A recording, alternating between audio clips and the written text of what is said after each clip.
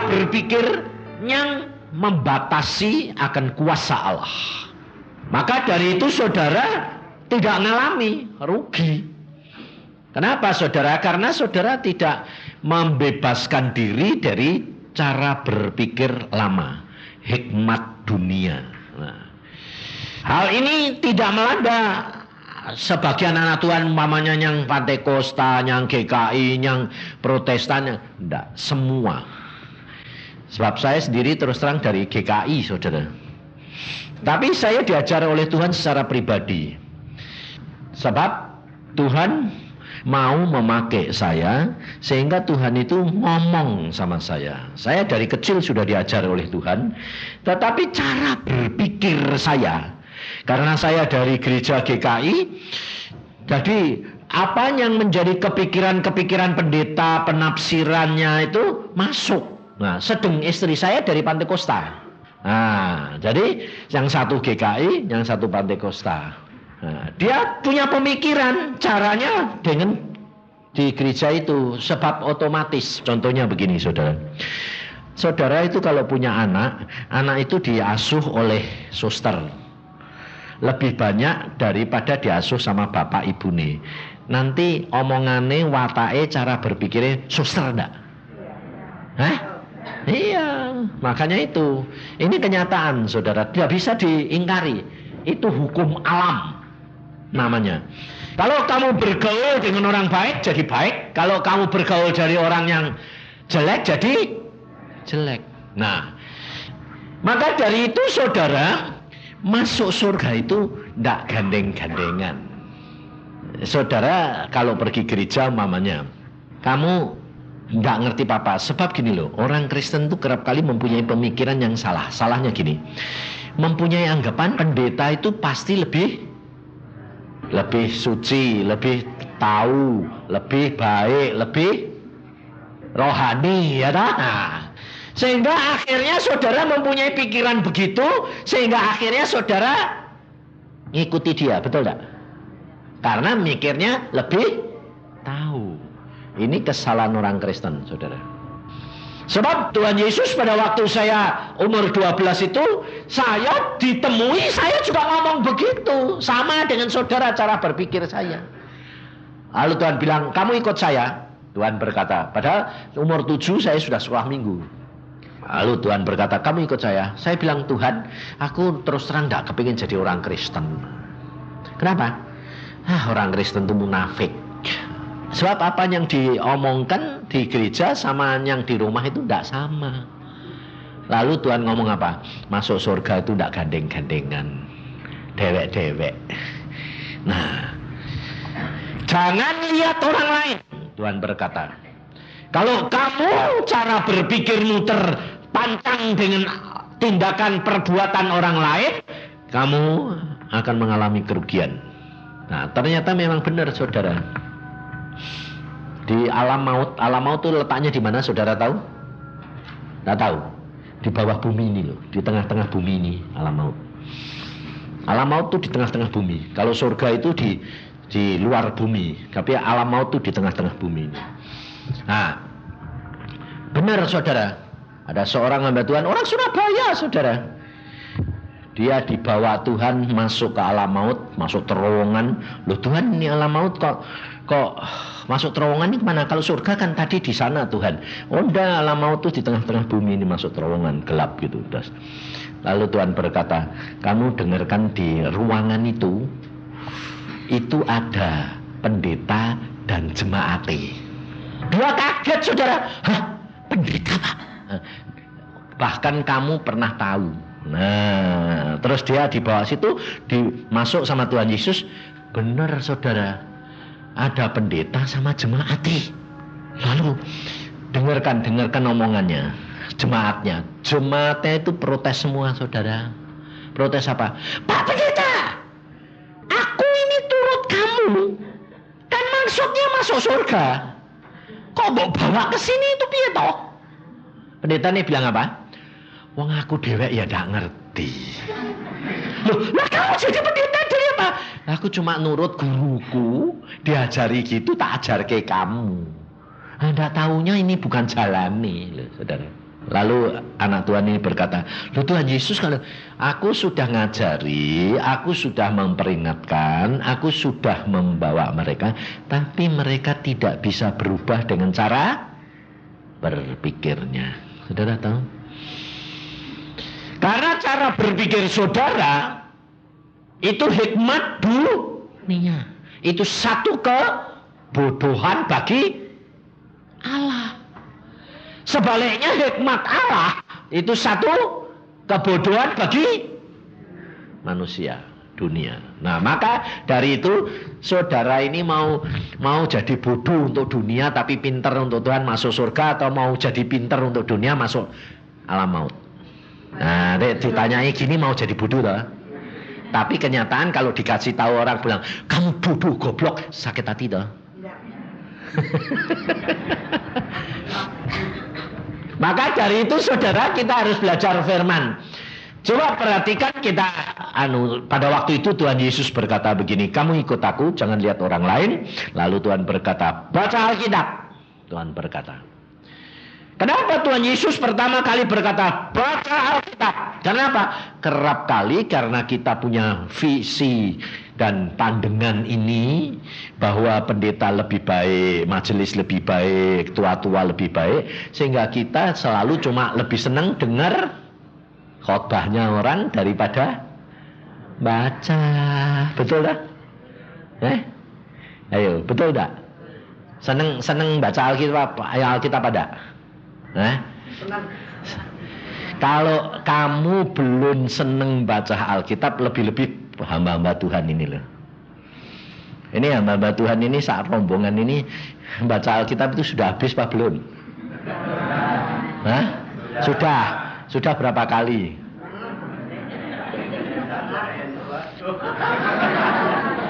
Saudara tahu, saya baca Alkitab, Tuhan berkata apa? Dari umur 12 Tuhan bilang, baca 4 fatsal satu hari.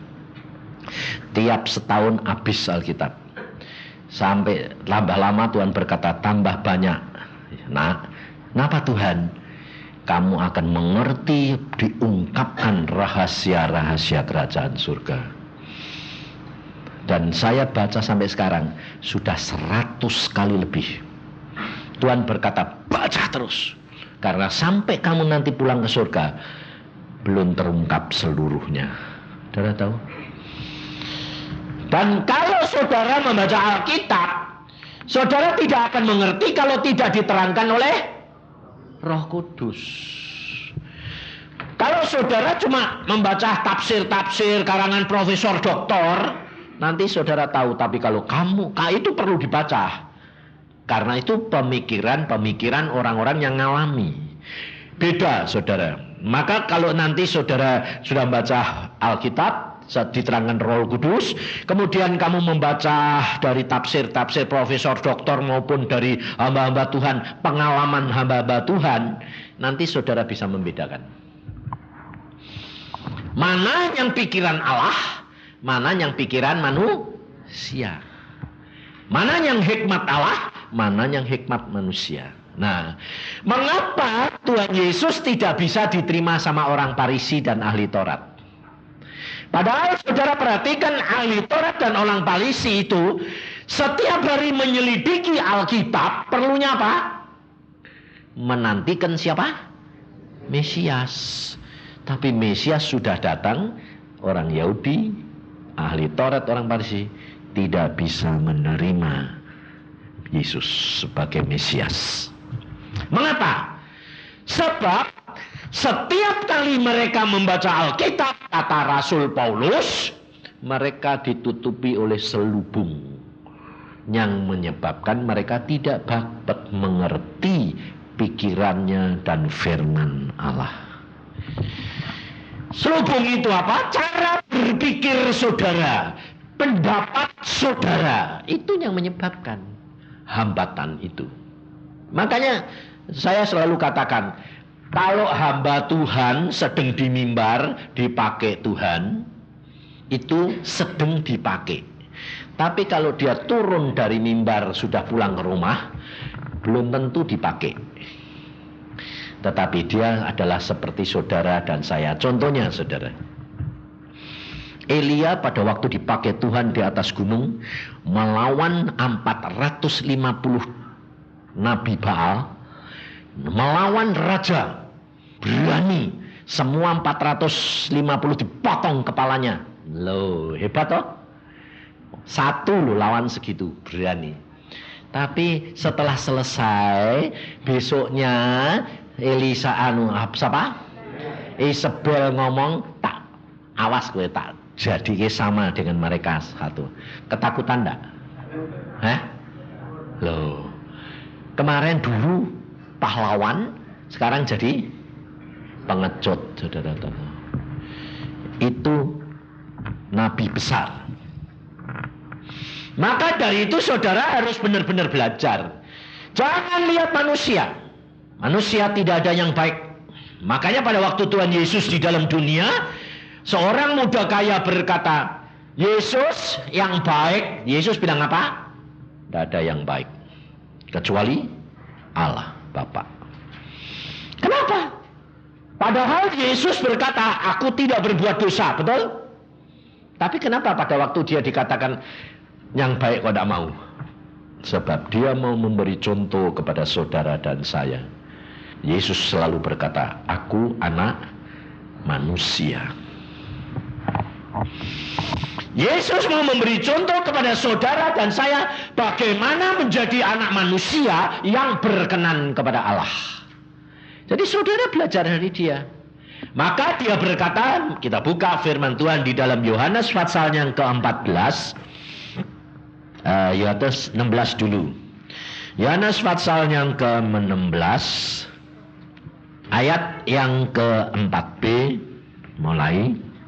Hal ini tidak kukatakan kepadamu dari semula, karena selama ini aku masih bersama-sama dengan kamu. Tetapi sekarang aku pergi kepada Dia yang telah mengutus aku, dan tiada seorang pun di antara kamu yang bertanya kepadaku, kemana engkau pergi? Tetapi karena aku mengatakan hal ini kepadamu, sebab itu hatimu berduka cita. Namun, perhatikan saudara, namun benar yang kukatakan ini kepadamu adalah lebih berguna bagi kamu jika aku pergi. Sebab jikalau aku tidak pergi, penghibur itu tidak akan datang kepadamu. Tetapi jikalau aku pergi, aku akan mengutus dia kepadamu. Dan kalau ia datang, ia akan menginsyafkan dunia akan dosa, kebenaran, dan penghakiman. Nah, perhatikan saudara. Tuhan Yesus berkata, lebih baik lebih berguna kalau aku pergi, karena kalau aku pergi Roh Kudus akan datang. Nah, saudara tahu kekeliruan orang Kristen dan cara pandang orang Kristen yang salah. Salahnya apa? Dia tidak menganggap Roh Kudus itu sama dengan Yesus. Ini kesalahan orang Kristen. Roh Kudus dianggapnya cuma hikmat Allah. Padahal kalau saudara belajar firman Tuhan, saudara akan tahu Perjanjian Lama itu zaman Allah Bapa sendiri yang turun tangan. Perjanjian Baru itu Yesus. Perjanjian akhir ini zaman itu zamannya Roh Kudus. Jadi hadirat Roh Kudus saudara sekarang ini itu statusnya sama persis dengan hadirat Yesus. Tapi Roh Kudus tidak pernah menyatakan dirinya sebagai satu figur sendiri. Dia kalau menyatakan dirinya sebagai satu figur selalu pakai figurnya siapa? Yesus. Maka kalau dia pada waktu memenuhi murid-muridnya hanya sebagai burung merpati, lalu awan, api. Nah, dari tanda-tanda itu orang-orang manusia ini mempunyai pikiran bahwa Roh Kudus itu tidak satu pribadi. Salah, saudara. Status Roh Kudus sama dengan Yesus. Dan dia berkata, lebih berguna kalau aku pergi, karena kalau aku tidak pergi, Yesus cuma satu. Tapi dia pergi, Roh Kudus ada di dalam diri saudara. Tiap-tiap manusia bisa bersama dengan dia. Nah, lalu bagaimana caranya? Mengapa orang Farisi dan ahli Taurat, orang-orang pintar itu tidak dapat? Karena yaitu kepintaran menilai akan firman Tuhan itu menurut apa? Akalnya sendiri. Tidak membiarkan mengosongkan diri supaya Roh Kudus berkarya. Maka dari itu saudara coba perhatikan kata-kata Tuhan Yesus di dalam Yohanes 14 ayat yang ke-10 dan 11. Tidak percayakah engkau bahwa aku di dalam Bapa dan Bapa di dalam aku? Apa yang aku katakan kepadamu tidak aku katakan dari diriku sendiri, tetapi Bapa yang diam di dalam aku.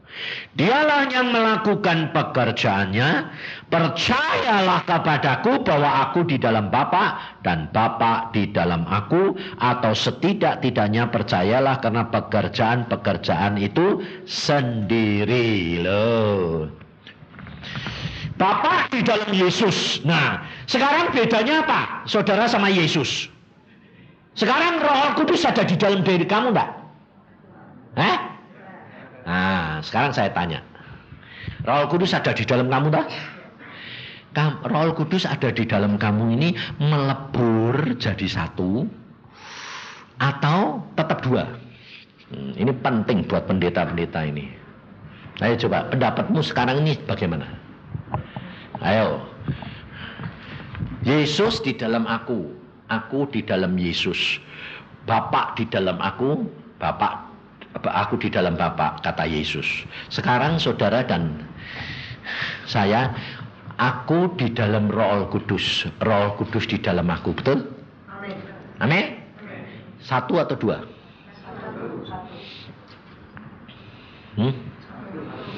Ngelebur atau tetap dua? Nah, ini kesalahan orang Kristen, hati-hati.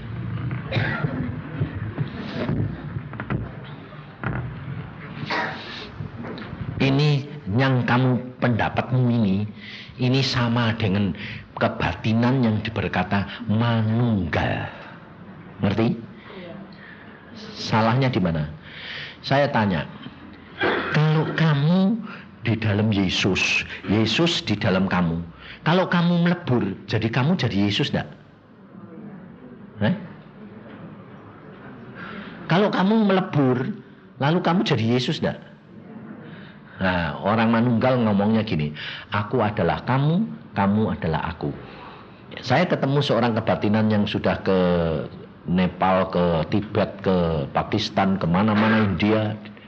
Dia berkata begini, Pak, saya sudah ketemu yang paling berkuasa di dalam dunia ini. Saya bilang, siapa? Yesus. Loh, orang kebatinan jago keliling dunia ngakui bahwa yang paling kuasa siapa? Yesus. Lalu saya bilang, kamu sudah ketemu Yesus? Sudah. Kalau saya tidak ketemu Yesus, saya tidak akan berani menemui Pak Yusak. Nah, terus kenapa? Yesus bilang apa? Saya bilang, aku adalah kamu, kamu adalah aku. Karena aku sudah manunggal sama Yesus. Ayo, apa bedanya sama orang Kristen? Alkitab bilang apa? Aku di dalam kamu, kamu di dalam aku. Beda apa enggak? Aku adalah kamu, kamu adalah aku. Beda enggak? Beda. Suami istri, satu atau dua? Ayo tak tanya lo. Ayo. Loh, yang ngomong Alkitab bukan saya. Suami istri, satu atau dua?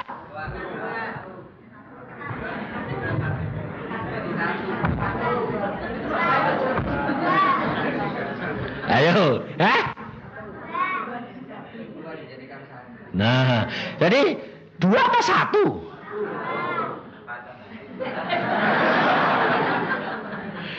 Satu, tapi terdiri dari. Jadi tetap 2 enggak?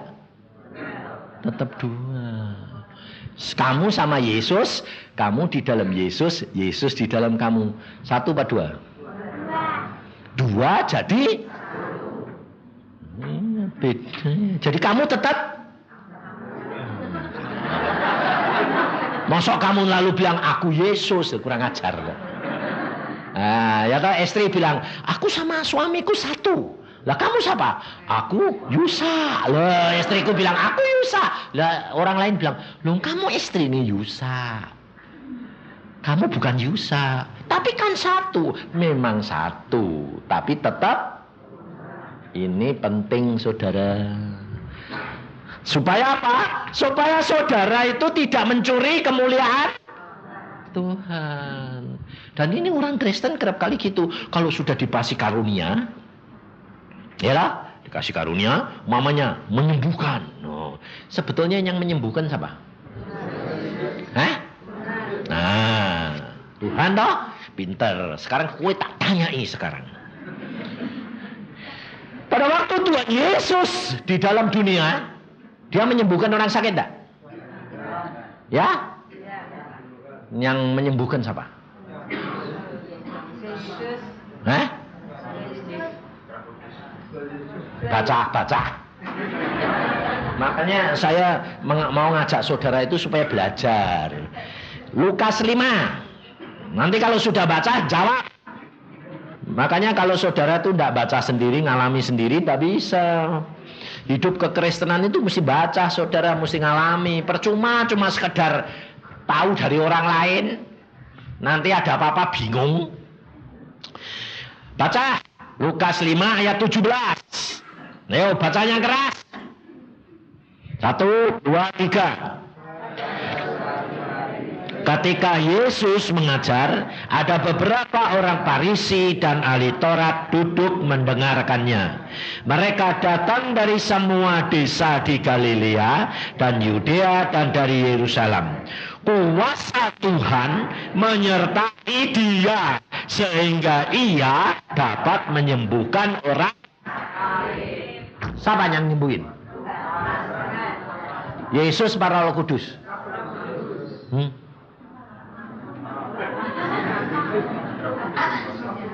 Ayo, bingung Mbak? Jangan bingung. Kuasa Tuhan siapa itu? Hah? Roh Kudus.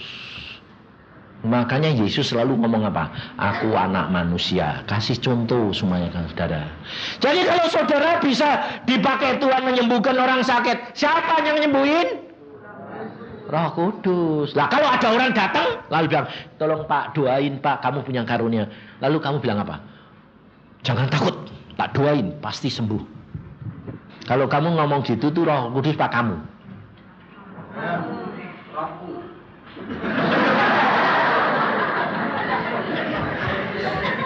Dia bilang rohku.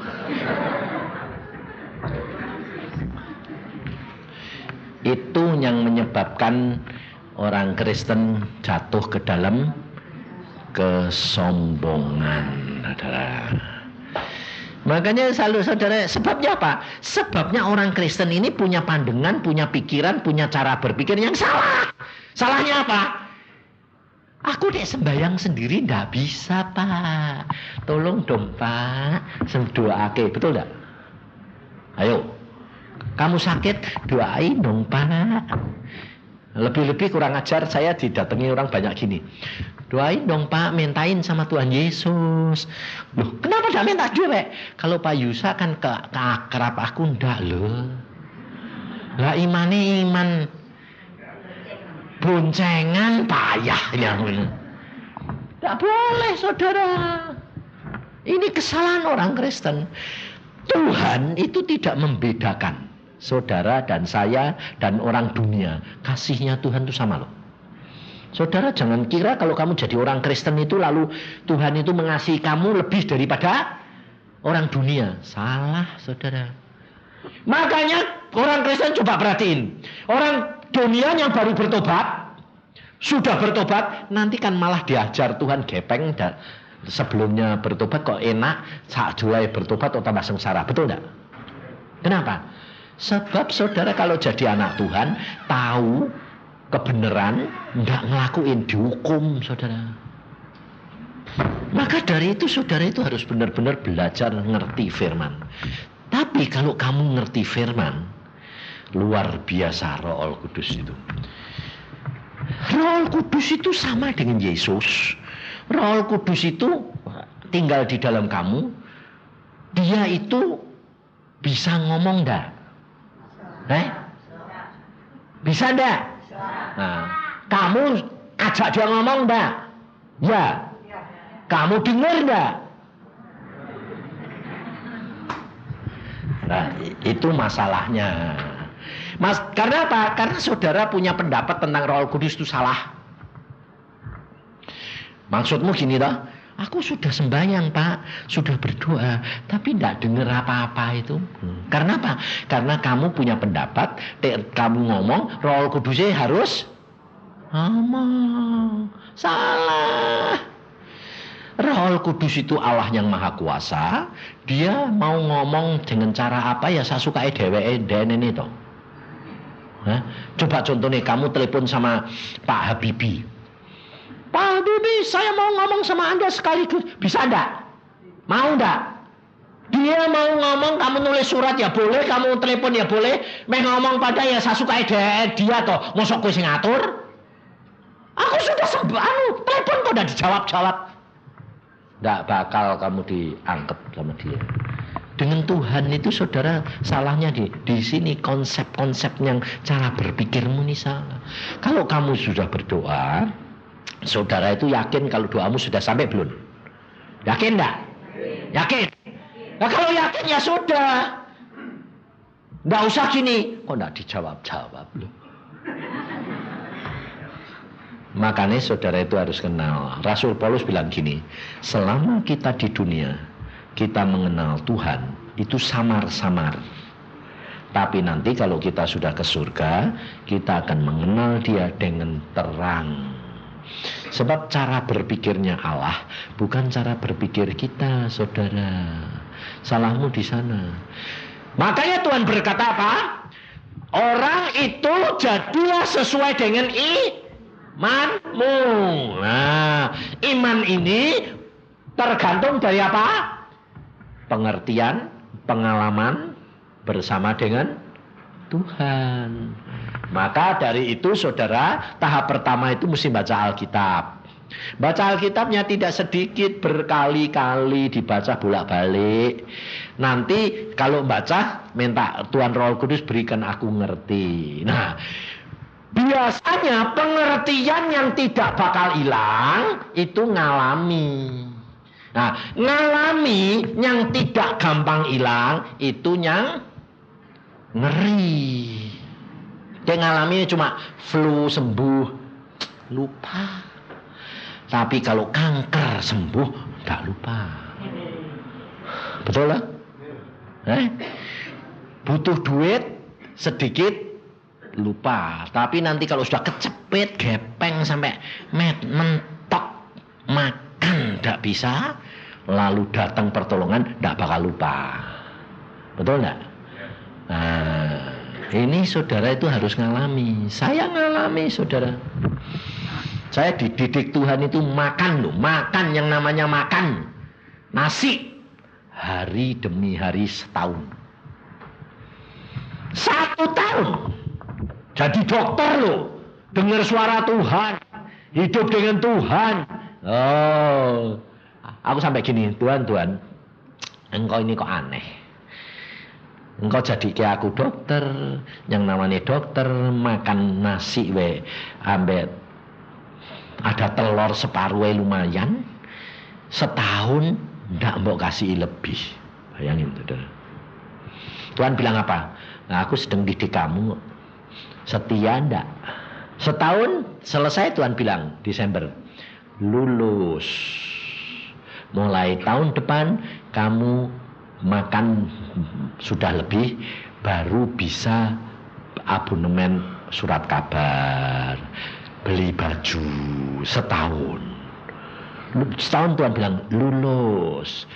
Mulai tahun ketiga kamu bisa rekreasi. Setahun lagi lulus. Kamu sekarang berkecukupan. Lulus, naik lagi. Kamu sekarang berkelimpahan. Saudara, tapi kamu kok tidak lulus-lulus, kenapa?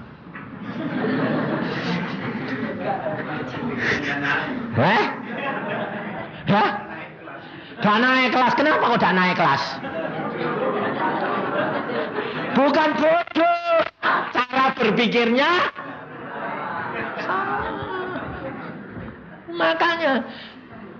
makanya saya bilang jangan melihat orang lain, sebab Tuhan itu melihat hati.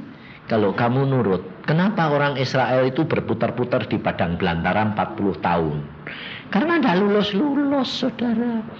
Dan setiap anak Tuhan itu mesti dibawa kepada gurun. Sebab apa? Sebab kalau tidak masuk padang gurun, tidak dapat mengalami penderitaan Tuhan Yesus.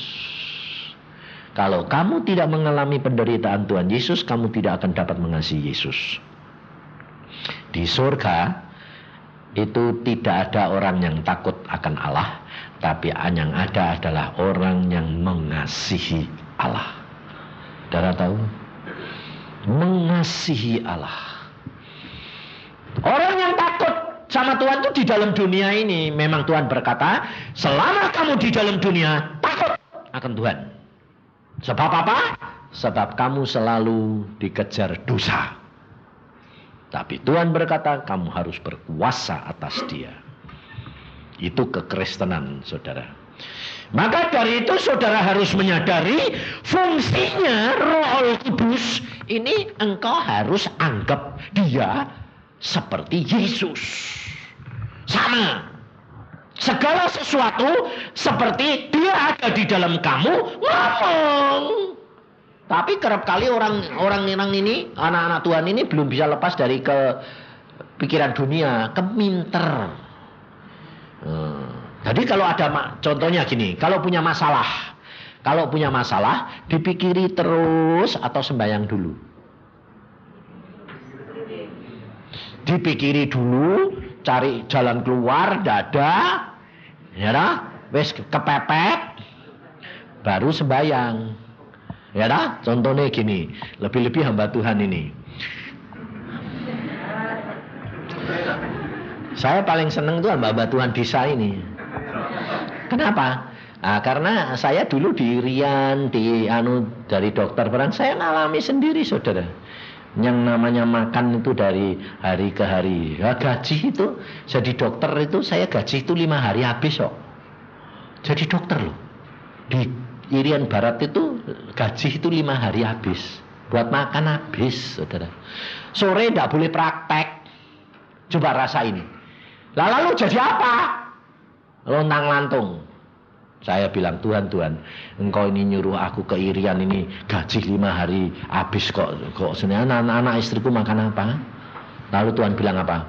Kalau aku menuntun kamu ke padang gurun, masakan aku tidak sanggup memelihara kamu? Nah, aku percaya sanggup. Ya sudah, mengucap syukur. Nah, tapi kita kerap kali kalau sudah punya masalah gitu, tidak bisa keluar dari masalah, saudara. Kutak-kutik. Nah, lalu salah satu kesalahan hamba-hamba Tuhan desa ini gini. Kalau sudah tahu gitu, ya enak di kota, ya dah. Saya dari dokter dikirim ke Irian Barat, ditaruh di sana. Padahal saya tidak mau, tapi Tuhan bilang itu tempatmu, pergi ke sana. Ya. Setelah di sana, saudara, mengalami kayak begitu 5 hari gaji habis. Pikiran saya jadi apa? Saya enak di kota. Kalau aku di Jawa kan lebih enak, betul kan? Nah, cara berpikir begitu itu salah. Karena dengan cara berpikir begitu berarti kamu tidak percaya. Loh, ini buktinya itu Pak Sambudi loh. Pak Sambudi itu berapa puluh tahun yang lalu saya pertama kali ke mana? Ke Bandung, ke Surabaya. Saya tidur di rumah dia. Satu saat di meja makan, kita makan, Tuhan ngomong sama saya, kamu tanya sama Sambudi itu loh. Dia itu jadi penginjil desa berapa puluh tahun. Berapa Sam? Sudah 10 tahun lebih. Kamu 10 tahun lebih jadi penginjil desa, ya. Lah kok kamu gak naik-naik kayak gini nih piye? Kok hidupmu kok pas-pasan terus mepet terus? Jawabannya apa? Lah aku penginjil desa.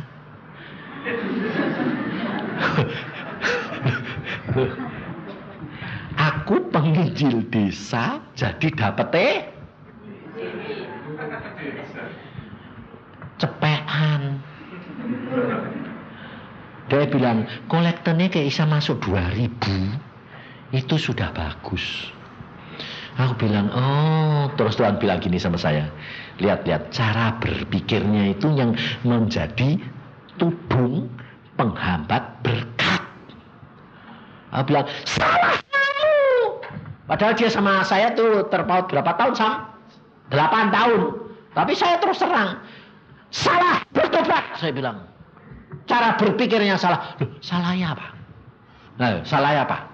Memang dia penginjil desa, kenyataannya terimanya kolektor cuma atusan. Lah kalau ini dia bilang gini, aku sampai sekarang itu hidupku cukup loh, Yusa, itu lumayan, tak pernah ndak anu. Loh tapi ini ndak cukup, ini ngepas itu ndak cukup. Cukup tuh selalu lebih. Lah saya diantar ke sama mobil dia. Aku bilang, waduh mobilmu kok panas kayak gini sih sama. Lalu dia bilang, ini lumayan nyetateri. Orang gini, orang jeglek nih, rogoh-rogoh sih. Aku bilang, lo sam-sam kowe iki apa? Lo nyetateri itu mesti ngerogoh. Aduh. Mobilmu erek-erek ini bilang tahun, aku bilang gitu. Ya bertahun-tahun. Loh pita, lah aku penginjil desa. Salah. Aku bilang itu salah berpikir, saudara tahu. Itu kurang Saya lalu tanya gini, kamu yang menempatkan kamu jadi penginjil desa siapa? Siapa? Oh, dia jawabnya Tuhan. Tuhannya kue atau Tuhan yang sungguh? Saya bilang, yang menempatkan kamu jadi penginjil desa siapa? Tuhan. Nah, kalau Tuhan yang menempatkan kamu dan kamu tinggal di Surabaya, kamu akan dicukupi sebagai hamba Tuhan di Surabaya. Jadi kamu ke desa itu bawa berkat, jangan malah minta kolektor di desa. Kamu nginjil ke desa, dapatnya kolektor mau urip dol kota. Ya, bukan ngepas lagi, mepet. Nah, itu seperti pengalaman saya di Irian, saudara. Lalu bilang, salah itu, bertobat. Terus bagaimana? Kamu ngomong sama Tuhan, pikiranmu dirubah. Ngomong gini, aku adalah hamba Tuhan, Allahku adalah Allah yang kaya, aku diutus ke desa. Oke, saya tinggal di Surabaya, saya akan dicukupi hidup seperti di kota Surabaya. Ngomong terus, akhirnya dia berubah, saudara. Dia berubah. Kemudian saya waktu pulang, saya pada waktu itu mau pulang, saya bilang, Tuhan kasihan dong, montore herek-herek gitu kok Tuhan, aku bilang gitu. Kayak gitu loh Tuhan, herek-herek terus nyetater musik ngerogoh-ngerogoh, terus lap-lap. Terus Tuhan bilang gini, beritahukan nanti kamu datang 4 bulan yang akan datang dia pakai mobil baru. Saya ngomong sama dia di meja makan, kamu tahu saya besok pulang, nanti kalau saya datang lagi bulan April ya pada waktu itu ya, kamu pakai mobil baru. Dia bilang, siapa yang ngasih?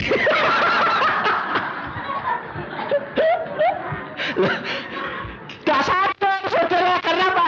Karena kebiasaannya sudah dibatasi, mepet, mentok.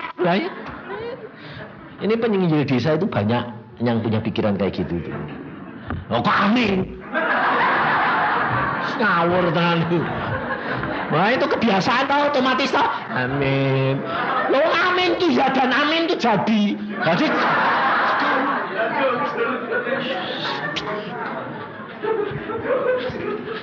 sebab Tuhan berkata apa? Mati hidupmu letak di mana? Lidah. Jangan latah barang-barang amin. Didengari dulu, dipikir. Wis payah tenan kok.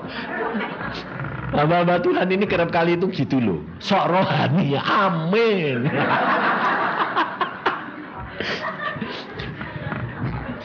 Saudara tahu apa terjadi sama Pak Sam?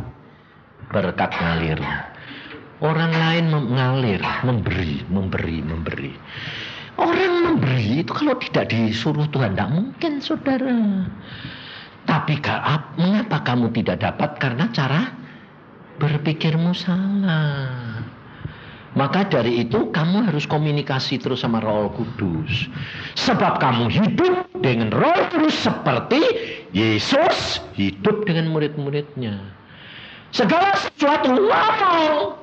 Nah, kamu perhatikan, rasul-rasul Tuhan selama Tuhan Yesus hidup bersama dengan dia, rasul-rasul tetap ketakutan enggak?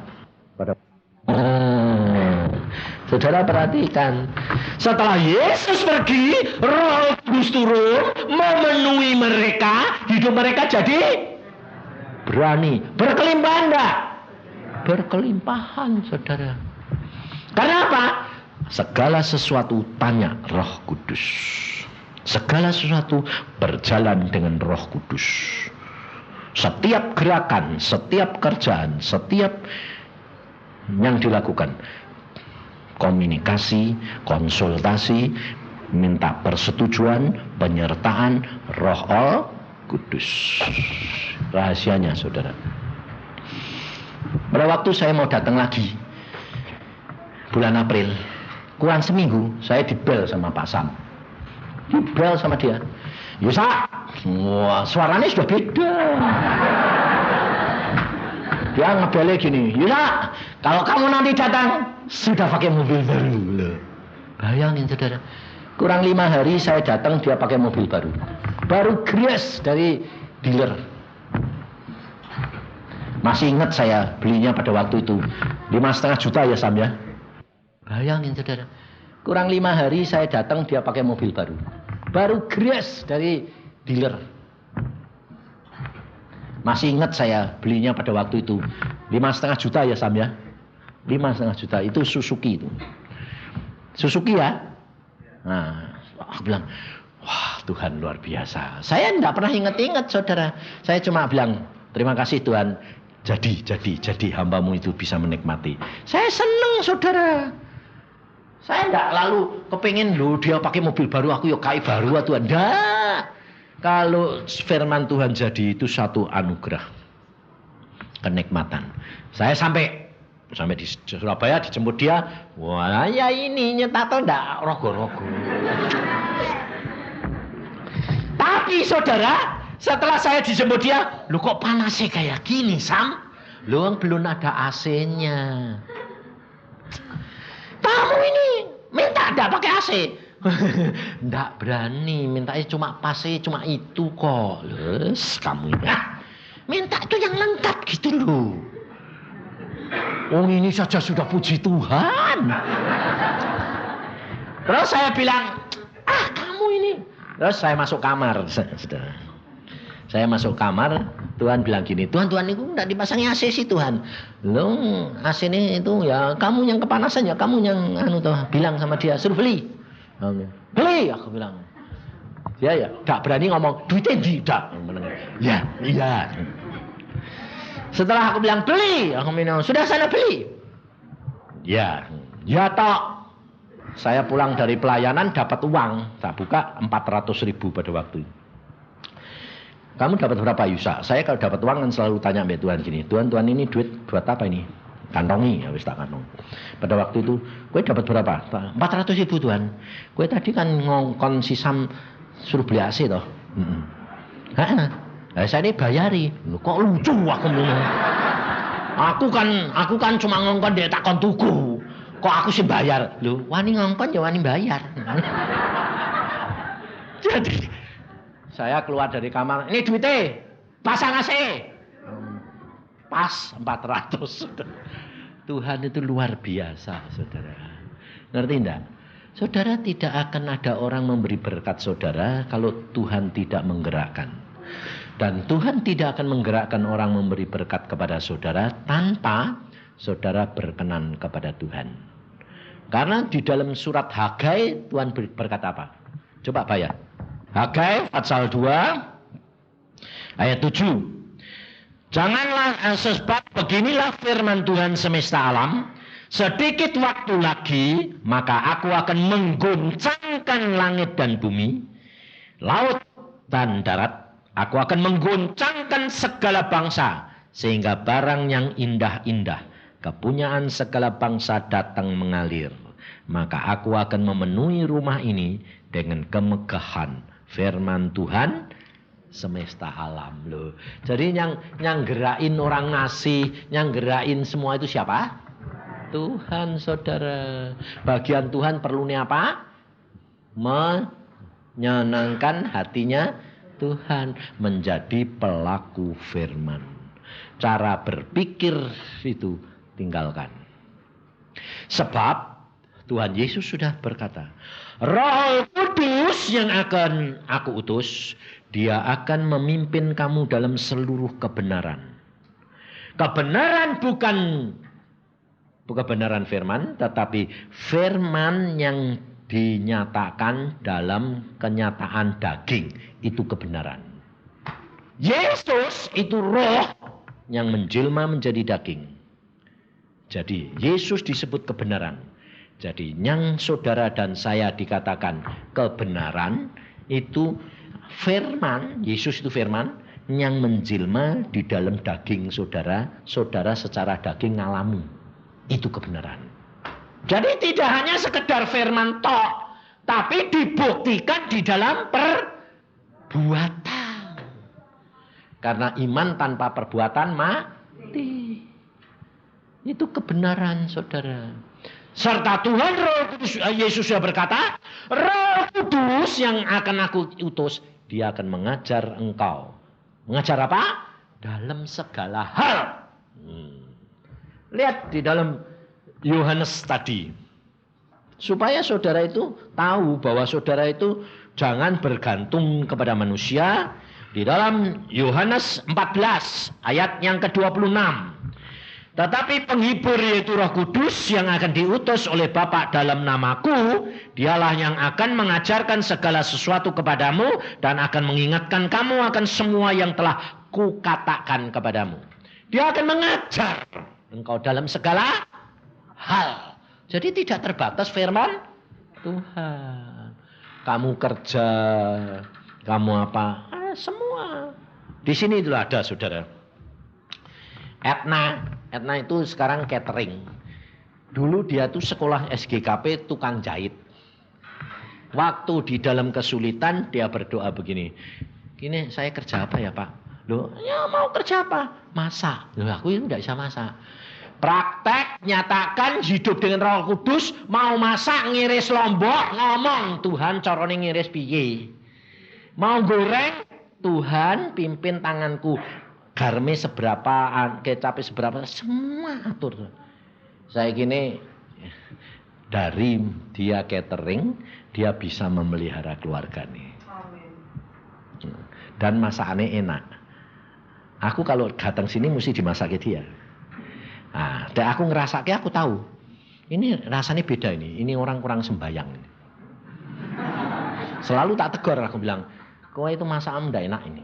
Pasti kue kurang sembahyang. Iya, agak frustrasi. Nah, ngerti saudara? Saudara itu harus alami sendiri. Kalau tidak kamu mengalami sendiri, tidak akan percaya bahwa Tuhanmu itu Tuhan yang luar biasa. Hidup nyata. Sebab Roh Kudus itu nyata, bukan teori. Ngerti enggak? Makanya itu yang Tuhan suka apa? Seperti yang Tuhan Yesus lakukan selama di dunia, saudara lakukan. Apa itu? Bangun pagi, sembahyang. Itu Tuhan paling suka. Sebab Tuhan Yesus sendiri itu bangun pagi, sembahyang. Biarpun Tuhan Yesus itu tidak ada waktu. Tapi kalau kamu disuruh bangun pagi bilang apa? Ngantuk. Tapi selalu ngototnya minta Nggak usah ngotot minta berkat, kamu melakukan datang dewek. Itu saya alami, saudara. Berkat saya itu sekarang dari dulu, dari makan hari ke hari itu tiap tahun naik terus. Naik. Sekarang saya itu diberkati Tuhan, artinya digaji sama Tuhan. Itu gaji saya lebih dari direktur. Saya dapatnya itu tiap bulan itu mesti dikirimi Tuhan. Paling tidak 20 juta. Nggak kerja, nggak nginjil, di rumah nongkrong. Ya berkatnya ngalir terus loh. Yang ngasih siapa? Orang yang nggak kenal malahan. Yang kenal-kenal ini nggak pernah telepon, Pak kirim berkat.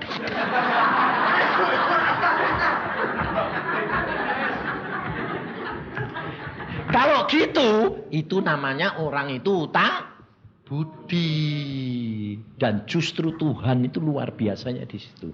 Makanya saya itu tidak pernah, kalau melayani orang, saya tidak pernah tanya alamat. Bahkan nama saja kerap kali tidak tanya. Kenapa?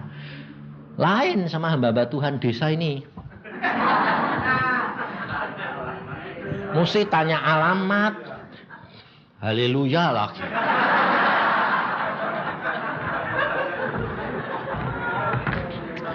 Karena pikirannya belum keluar dari akalnya kurang terus. Salah. Ada kue ini kurang terus, itu sama dengan kamu imani.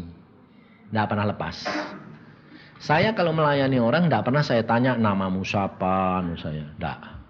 Sebabnya Tuhan berkata, jangan ingat-ingat supaya kamu tidak bergantung kepada jasa yang kamu lakukan. Saya tidak pernah ingat. Tapi orang itu cari sendiri. Saya selama 3,5 tahun tidak ngajar, tidak khotbah, tidak konseling di rumah. Sembahyang cuma 5-6 jam baca Alkitab. Tiap bulan tanya istri saya, dikirimin orang. Tiap bulan mesti ada orang telepon. Mau cari Pak Yusa, siapa kamu? Pak Yusa tidak kenal aku ya tidak kenal Pak Yusa. Tapi aku diperintah Tuhan ngirim duit semua kamu. Berapa? 7 juta, 8 juta, 10 juta. Sampai satu saya sampai tidak bisa ngerti, saudara. Ibu-ibu turun dari angkot. Dari angkot bawa tas kresek. Mau cari Pak Yusa. Loh, ibu dari mana? Saya dari Jakarta, Pak. Loh, naik apa? Naik bis. Sampai sini naik angkot. Cari rumah Pak Yusa. Ngapain? Saya bilang. Mau nganteri berkat, Pak. Berapa? 6 juta. Hah? Naik angkot. Loh, ini kan butuh buat kamu. Iya Pak, tapi wong aku utang sudah lama. Jual rumah sudah janji, dibuat Pak Yusa, tak pakai dulu, dimarahin Tuhan, Pak, aku jadi bangkrut. Jadi sekarang diberkati lagi, aku cepat-cepat bertobat, Pak, tak kirim ke sini. Bayangin saudara. Dari Ambon, dari Jambi, dari Medan, ngirim sendiri, tidak kenal. Sampai sekarang itu ada beberapa waktu saya mulai nginjil lagi. Orang-orang di Jakarta itu ibu-ibu bilang, saya mau ketemu Bapak. Kenapa? Saya nama ini Pak. Tidak kenal Pak Yusa. Pak Yusa ya tidak kenal aku. Tapi Tuhan perintah nama Yusa. Suruh ngirimin. Loh, Yusa yang mana? Yusa Cipto. Loh. Alamat sampai saya itu tanya-tanya. Baru ketemu Pak.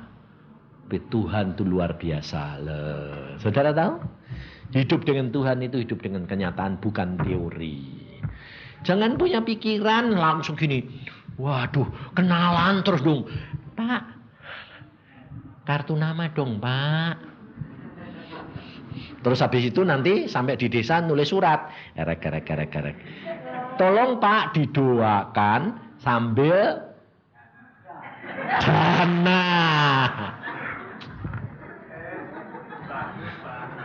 Bangun Pak, sing dibangun apa? Ini kesalahan cara berpikir yang tidak pernah lepas, saudara. Pak Samudi itu bukti nyata. Setelah itu, dia nginjil, tidak pernah kekurangan. Kenapa? Tuhan itu menilai. Cara, kalau engkau hamba Tuhan ditaruh di desa, hidupmu di kota, kamu akan dipelihara Tuhan seperti di kota. Dan kamu harus jadi berkat. Di desa sekalipun tidak masalah. Saya ngalami sendiri di Irian. Tapi dalam waktu 6 bulan, Tuhan angkat saya tinggi-tinggi. Saya jadi kaya raya di Irian. Kenapa? Karena Tuhan memberikan pengertian peluang. Loh ini udah ada mebel. Loh ini udah ada. Oh, maksudmu aku bukan Irian nih. Gini Tuhan. Jadi dokter kalau jam 2 pulang tidak ada kerjaan. Lalu Tuhan bilang jalan-jalan sana. Ngapain jalan-jalan? Ke toko-toko. Asal ketemu orang, dokter gigi cuma 1. Semua orang kan kepengen baik sama saya. Loh kursi ini kok jelek semua? Tuhan bilang, loh kursi ini jelek-jelek toh. Nah ya kenapa kamu tidak datengin? Oh maksudmu itu. Saya datengin kursi, meja, lemari. Dalam waktu 6 bulan saya kaya raya. Kamu tahu? Aku taruh sini kenapa? Aku mau memberkati kamu. Lalu istri saya waktu itu sebelum 6 bulan. Tuhan, ini makan 5 hari habis ini piye? Burung dikasih makan mosok kamu ndak. Ya sudah, mengucap syukur. Istri saya dikasih hikmat. Bikin es mambu. Harganya 50 sen, dijual di sana 2 rupiah. Saudara, yang beli rebutan. Hasil es mambunya dia sehari dibuat makan sebulan ndak habis. Saya bilang, caranya Tuhan kok aneh-aneh sih? Apa saja kalau Tuhan bilang jadi, betul? Amen. Jangan membatasi kuasa Allah. Maka dari itu cara berpikir saudara harus berubah. Makanya dengan Tuhan itu lakukan bagianmu. Kamu bergaul karib dengan Roh Kudus. Segala suatu bicara, ngomong, tanya. Nanti apa rema datang jalankan. Kamu akan dituntun Tuhan. Naik, terus naik. Makanya anak-anak saya juga nikmat semua saudara. Naik terus. Karena apa? Karena berjalan bersama dengan Tuhan, bukan berjalan dengan manusia. Kalau saudara berjalan dengan pikiranmu, saudara tidak sampai. Tapi mulai ini, jalan bersama dengan Tuhan, kau akan sampai. Amin. Mari kita berdoa. Tuhan Yesus, firman-Mu sudah hamba sampaikan. Anak-anak-Mu sudah mendengar. Sekarang tinggal mereka mau praktek atau tidak. Tetapi jikalau setiap pribadi di sini mau praktek bersama dengan Engkau Tuhan Roh Kudus, bangun tidur sampai tidur lagi, berbicara, berkomunikasi, minta pertolongan-Mu, tuntunan-Mu, pengarahan-Mu, Tuhan Roh Kudus, hamba percaya Engkau akan mengarahkan dia dan menuntun ke dalam seluruh kebenaran, dan nama-Mu dimuliakan, Yesus dimuliakan, Bapa dimuliakan. Semua adalah kasih karunia daripada Bapa. Dari itu Tuhan, hamba serahkan mereka dalam tangan-Mu, biar berjalan bersama dengan Tuhan. Maka mereka akan mengalami kenikmatan berjalan dengan Tuhan. Suatu anugerah Tuhan yang luar biasa. Dalam kehidupan bersama dengan Tuhan, menikmati kegenapan firman Tuhan. Dan nyata di dalam kehidupan mereka, sehingga firman Tuhan menjadi satu kenyataan dalam hidup kami. Dalam nama Tuhan Yesus kami percaya.